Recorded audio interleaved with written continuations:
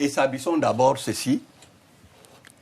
L'Africain d'aujourd'hui n'a rien à voir avec l'Africain d'avant les razzias négrières. C'est la première chose.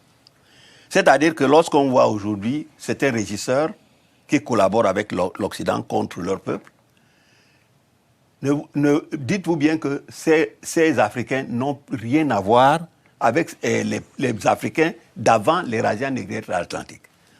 D'abord parce que une société a une culture. Il n'y a pas de culture universelle comme ça. Sinon, tout le monde serait pareil. Nous agirions de la même manière, fort heureusement d'ailleurs. Bien. Lorsque vous regardez comment les sociétés fonctionnent, elles ne peuvent fonctionner que par rapport à leur philosophie de base. Nous avons 3 grandes sociétés noires dans le monde. Du monde avant les razzias négrières.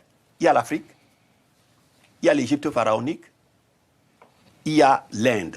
Parce que ce qu'on ne sait pas, c'est que les habitants de l'Inde actuelle, ce ne sont pas les vrais habitants de l'Inde.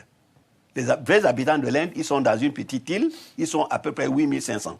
Parce que les Aryens les ont poussés dans cette île-là. C'est eux qu'on appelle les Dravidiens. C'est les vrais habitants de l'Inde. Et c'est eux qui ont laissé comme héritage la non-violence en Inde. Pourquoi? Parce que Bouddha, dont le vrai nom s'appelle Sakyamuni, était un prêtre égyptien, nègre, qui est allé construire cette dynastie. C'est pour cela que dans beaucoup de statuettes de Bouddha, vous voyez souvent des ronds sur les cheveux. C'est des cheveux crépus. Bien. Vous avez l'Égypte pharaonique. On peut aller demander à Havas, maintenant, n'a jamais pratiqué l'esclavage, contrairement à ce que les films américains ont voulu démontrer depuis, parce qu'il faut savoir que on voyait des Juifs qui étaient en train de construire des pyramides, alors que quand les Juifs sont arrivés en Égypte, on ne construisait plus de pyramides. La société africaine, celle qui est là, ne pouvait pas connaître, il n'y a même pas de mot générique pour désigner un esclave. Et pourquoi ces sociétés fonctionnent de cette façon? D'abord parce que dans toutes ces sociétés, le roi était d'abord un prêtre. Et le pouvoir temporel, le pouvoir spirituel étaient réunis dans la même personne. Lorsqu'ils prenaient le pouvoir, ils étaient nus et ils portaient une peau de panthère. Vous pouvez voir, quand le pharaon prend le pouvoir, le roi d'Afrique prend le pouvoir, nous n'avons plus les images de l'Inde. Donc, ce sont ces sociétés qui ont fait. N'oubliez pas que l'homme est venu d'Afrique. Comme disait Cheikh Anta Diop, si l'homme n'avait pas quitté l'Afrique, il n'y aurait pas de blanc. Donc ces sociétés sont des sociétés extrêmement spirituelles qui ne peuvent pas avoir les mœurs qu'ont les sociétés qui ont vécu dans les grottes. Bon. Vous savez, quand nous voyons souvent des peintures rupestres, n'allez pas croire que les gens dessinaient des tableaux pour aller les vendre quelque part. Maintenant, on peut les exposer dans les musées. Mais c'est ce qu'on appelle la philosophie du chasseur de la préhistoire. Cela veut dire que l'homme de la préhistoire tuait d'abord un animal dans un rite magico-religieux, et une fois qu'il l'avait tué, il était convaincu qu'il l'avait tué.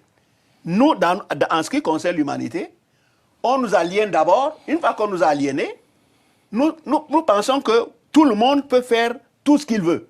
D'autant que c'est les autres qui écrivent notre histoire pour nous. C'est d'abord que nous avons vu, pendant ce qu'on appelle la Deuxième Guerre mondiale, mais qui était la guerre entre les Européens, mais tout ce qui se passe ici devient mondial, on rançonnait, il fallait des soldats pour aller combattre en Allemagne.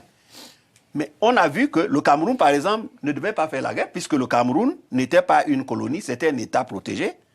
Mais les Français, n'empêche, ont demandé ce qu'ils appellent l'effort de guerre, et tous ceux qui refusaient d'aller faire la guerre, on les abattait sur place. Bon. Donc, ça veut dire ceci, moralité, je suis tout à fait sûr que, à cette époque, sans oublier que il y a certains rois africains dont on vous parle qui n'étaient pas des Africains, qui étaient tout simplement des Blancs. Parce que vous pouvez entendre aujourd'hui le roi Makoko. Si on vous ramenait le vrai roi Makoko, vous ne le reconnaîtriez pas. On a vu, je vous dis qu'il n'y a pas de génération spontanée. Les Occidentaux ont tous les mêmes techniques. Quand le roi des Belges voulait le caoutchouc, et que les troupes belges allaient dans les villages, les gens se sauvaient, ils se cachaient dans la forêt. Alors qu'est-ce qu'on a inventé comme technique? On leur a inventé un individu qui s'appelait Kabilanga. Alors, on leur dit, Kabilanga, viens vous visiter. alors que c'était un Belge qui venait avec son armée, il s'appelait Oscar Michaud. C'est comme ça que les Noirs se faisaient avoir. Donc, moi, je maintiens que la plupart, ceux qui ont collaboré, même les pisteurs, ceux qui suivaient les Noirs dans la forêt pour les arrêter, comme les capots, il y a eu des capots juifs, nous ne sachions pas qu'on nous ait dit que, oui, ces capots juifs sont responsables de quoi que ce soit. Celui qui ne marchait pas, on l'abattait sur le champ. C'est la loi de la mafia. On vous fait une offre que vous ne pouvez pas refuser. Bon. Donc, il faut toujours avoir présent à l'esprit que les Africains que nous avons aujourd'hui en Afrique n'ont rien à voir avec les Africains. D'ailleurs, lisez Ibn Battuta, voyage au Soudan. Ibn Battuta arrive en Afrique au XIVe siècle. Il écrit, il avait voyagé dans le monde entier, c'était un arabe espagnol.